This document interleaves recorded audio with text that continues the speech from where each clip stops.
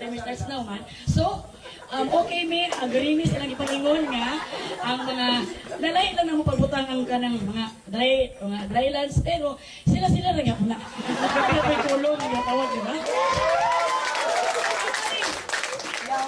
Sure na mo, landslide, dry lands, and mining. Obvious kayo nga ang landslide sa pag-slide sa land. Siyempre, kainin kapag mahulog tong ilang mga bato sa taas. So, mahulog sa pagkatigas. Isang na sa life ko nito tinatamig ko na yan.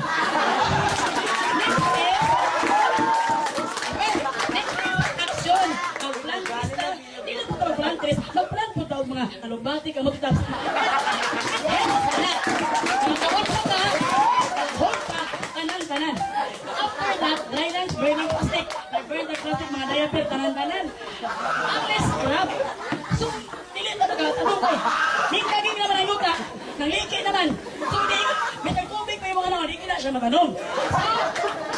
So, all we have to do is recycle. Mag-recycle ta. Ang kanang kuhan, diaper, labhan. Hi.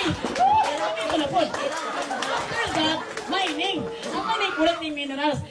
Basig naguhol mo nga nung na-river. Ay, siyempre, di naman na maghugas ka ng nakita na ka, di ba? So, naghugas. Basta naman ito. Paghugas, collecting minerals, naman na yung mga chemicals nga, maabot sa river, maabot sa dagat. So, masuko itong mga balina.